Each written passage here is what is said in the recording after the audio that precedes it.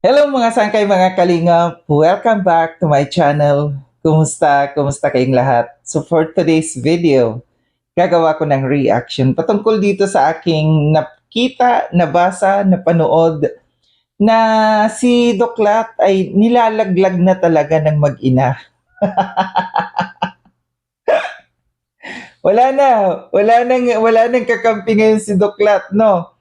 Yung kanyang itinuring na kanyang anak-anakan, siya mismo ngayon yung naglalaglag na dito sa kanya. Pero bago tayo dumako dyan, no, shout out muna kay Kuya Val, kay Ate na kay Kalinga Prab, kay Tita Mina Haramilyo, ang tita kong Vayots, kay Manay Tere ng San Diego, California, kay Tita Sal ng Illinois, kay Tita Pia Payne ng Australia, at sa inyong lahat na patuloy na sumusuporta at nagmamahal kay Sangkay, mega love shoutout. So daming kaganapan. Bago tayo dumako dito sa ating pag-uusapan, no, napanood nyo ba yung upload ni Kuya Val, no, na muntikan na magkahampasan si Kuya Mel, si Doklat, no? Nag-away-away sila doon. Excited talaga ako doon. So, sayang walang naganap na hampasan, no? At ang tapang ni Doklat. Akala mo si Muchako. Pero yung kanyang anak, wag kayo. Nasa side lamang, no? Pero may hawak-hawak na bato. So anytime pwedeng rumisbag. Pero sa totoo lang, medyo sa ano dayon, dihado doon yung sina Kindred, no? Redsin bang nasabi ko kanina? Kindred, Kuya Mel, no? Dihado sila doon kasi mayroong mga construction worker doon. Malamang sa malamang kakampi yun doon, no? So mabuti at walang nangyaring kaganapan doon na ano, may mga umaawat. May hamon nga dito si Kendred, no? Kasi sabi ni Kendred, hindi yun scripted. Kasi kung scripted, dapat nagvi-video din siya. Kaso wala siyang camera. Ang may hawak na camera, yung asawa, no, ni Doklat. Yun yung hamon yun yung hamon ni Kendred, no, na ipalabas yung video na yon, pero dapat hindi naka-edit, no? Hindi edited. Para malaman talaga kung sino ang mayroong sala doon.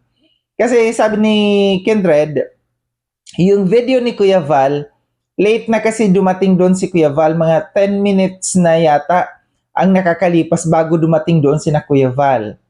So, sana ipalabas, no, na walang cut, hindi na-edit yung, kasi kita natin yung asawa ni Doklat, yun yung may hawak na phone, siya yung nagvi-video. Para ipalabas, tapos para makita, no, kung sino ang tunay na may kasalanan doon. And may hamon din si Kindred. Sabi ni Kindred, magpabarangay siya para magkaalamanan na. Kasi may mga ebidensya din dito si Kindred, no, na kung ano yung mga pinagsasabi noon pa sa kanya ni Doklat. So na-trigger na din talaga si Kindred, no. So balik tayo dito sa ating pag-usapan. Mayroon akong nakita, no, na comment dito ni Aling Hansel doon sa live ni Kapeso. Ito yung gamit niyang account, yung si Venven 2020. Ito hindi natin kumpirmado, noon pa ito nagko-comment, no, kung si Aling Hansel nga ba talaga ito. Account nga ba talaga ito ni Aling Hansel, itong Venven 2020, no? Kasi ito yung mga nagko-comment eh. Kasi anytime pwedeng palabasin dito na hindi sa kanya yung account, pero hindi natin alam talaga, hindi pa natin kumpirmado talaga kung siya nga ba talaga ito. Pero ang sabi niya dito, kung si Aling Hansel man to ha, pumasok ako sa live ni Doc para magpaliwanag, pero na-hide na ako. Paano ako makapagpapaliwanag magkakapagpaliwanag? Kaya sa'yo na lang ako nag-comment. Ito yung comment dito ni Aling Hansel, na siya daw ay gusto magpaliwanag. Nagko-comment siya doon sa live ni Doklat So, hindi siya makapagpaliwanag kasi nga naka-hide na siya. Anong ibig sabihin ng naka-hide? Ibig sabihin talaga, kumpirmado na talagang may hidwaan na talaga, no? Between Batalero family at saka dito kina Duklat. So, dito siya nag-comment doon sa live ni ni ni Kapeso, no? Kasi lumalabas ngayon si Kapeso talaga yung kanilang yung kakampi nila ngayon. May isa pa siyang comment, sabi niya, magpaliwanag sana ako sa mga sinasabi ni Doc na hindi totoo. So, pinapasinungalingan niya kung ano man yung mga sinasabi ni Doklat laban dito sa Batalero family, no? Gusto niyang sabihin na hindi totoo. Ang tanong, may maniniwala pa ba dito sa Batalero family? Kasi ganyan din ang mga sinasabi nila, yung mga comments noon, no? Kung sila man yung nagko-comment na ito. Nung time na nakuha sila dito sa Kalingap, nung kakampi pa nila noon si Doklat, no? So ito rin ang kanilang mga sinasabi.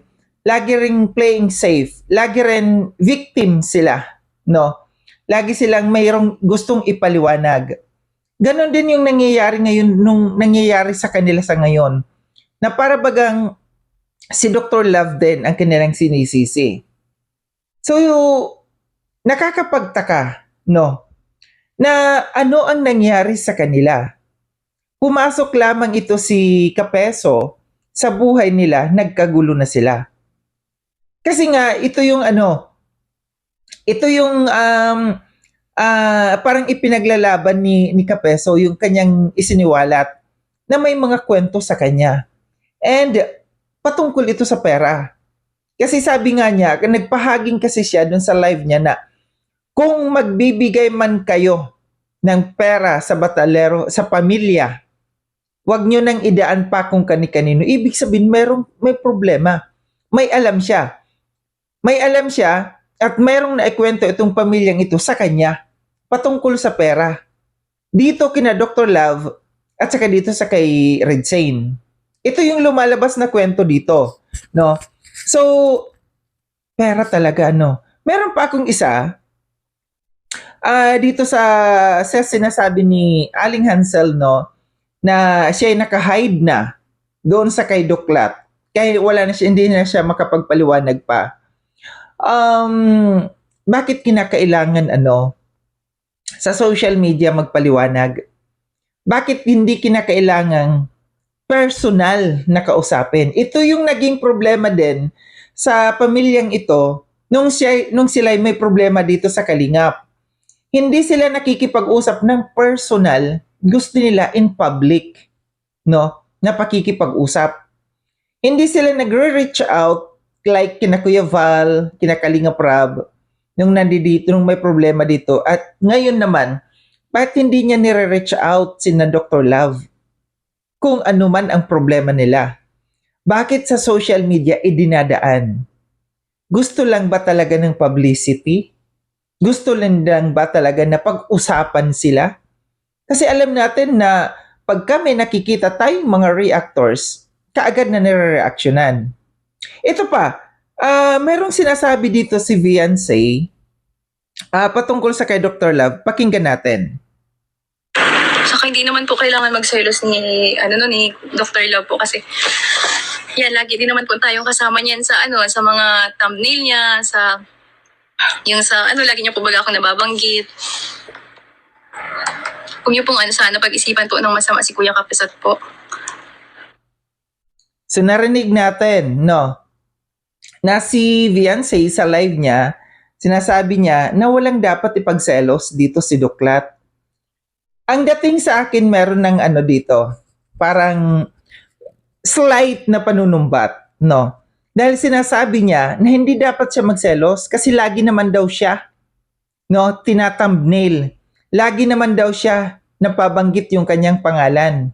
Ibig sabihin, pag nagla-live or di kaya pagka may vlog dito si Doklat, lagi naman daw siya nandoon. Which is alam naman natin na kung sa thumbnail lang, lagi niya thumbnail dito si Viancy.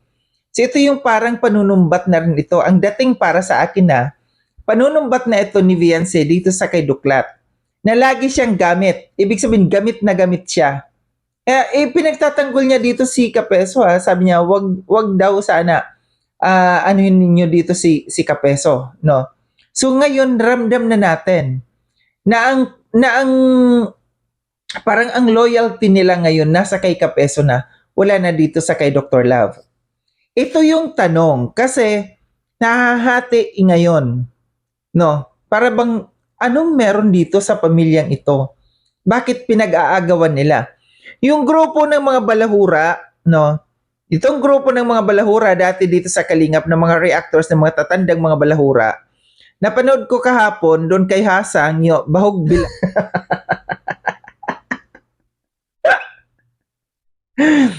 Hindi lang yung kurtina ang mabaho. Sabi niya, kaya sila umalis dito sa Kalingap dahil gusto nila ipagtanggol si Viance. Ito yung kanyang inaano dito, sinasabi dun sa kanyang live. Gusto nila ipagtanggol si Viance. Wala silang pakialam dyan kay Kapeso daw. Sila ay nasa kay Viance lamang. Ngayon, si Kapeso nasa kay Viance din. Si Duklat nawala sa kay Viance. Kaya nga nagkaroon ng Team Guapa dahil dito sa kay Viance. Paano na malilito na ngayon ang mga viewers? Ang mga supporters nila. Paano na yan? Paano na mangyayari yan? No? Magkakahati-hati. Kasi kung itong mga matatandang ito ng mga balahurang matatanda, nakafocus lang kay Viance, wala silang pakialam kay Kapesot, no? So kalaban din nila si Kapesot. Nakakampi ni Viance. So si Duklat naman, no? Nawawala sa ere ngayon yung mga viewers, yung mga sponsors, kanino sila sasama? Kung ang mga viewers, supporters, no, manindigan na sila'y kay Viance pa din, ay wala na. Finish na. Wala na si Duklat at saka si Pulang Uod. Malamang ang magwawagi, si Kapesot. Kasi si Kapesot ang nare-recognize ngayon ni Viance ng pamilyang Batalero, no? Nga lang, ang tanong natin dito, itong mga sponsors ba na ito, gusto ba nila si Kapeso? Kasi nag-umpisa sila, itong mga sponsors na ito, nag-umpisa dito kay kina Dr. Love, and meron silang project, di ba, na simbahan. Paano na ang simbahan ngayon? Ano na ang mangyayari doon? Kaya nga, magulo talaga sila, no? Magulo yung grupo nila ngayon. Ang pinagtataka ko din, ito pa isa sa pinagtataka ko, bakit si Duklat hindi bumabanat dito sa kay Kapeso? Bakit hindi niya binabanatan? Parang ang lamya niya ngayon. Na para bagang okay lang sa kanya na kunin si Viance sa kanya ni Kapeso. Bakit? Anong meron? Bakit siya tahimik? Bakit siya malamya ngayon? Bakit hindi siya nakikipagbardagulan dito sa kay Kapeso ngayon? Isa lang naisip ko. Malamang sa malamang, merong kasalanan si Duklat na alam ni Kapeso, na naikwento nitong pamilyang ito kay Kapeso. Ito yung pinangiingatan ngayon ni Duklat. Kaya hindi niya mabanat-banatan si Kapeso. Kasi alam niya, dudurugin siya dito. Ilalabas lahat ng mga nalalaman ni Kapeso, lahat ng mga ikinuwento ng buong pamilya or ng pamilya Batalero sa kay Kapeso, isisiwalat ni Kapeso.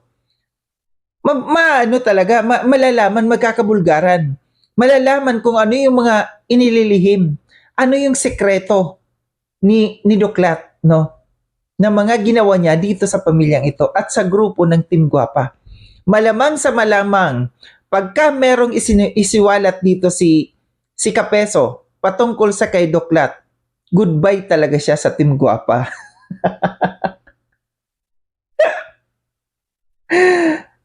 So ito lang aking reaction mga sangkay mga kalingap, no, na patunay na nagkakalaglagan na.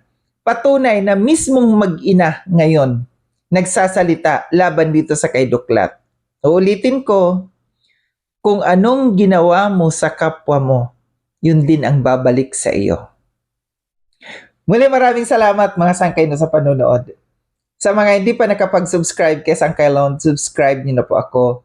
Click yung notification bell para updated kayo sa lahat ng mga videos na aking gagawin. Like and share itong video na ito mga sangkay. Kita-kits tayo ulit sa susunod na video na aking gagawin. Ingat kayo sa ang dako ng mundo mang kinaroroon. Paalam na mga sangkay, mga kalingap, paalam.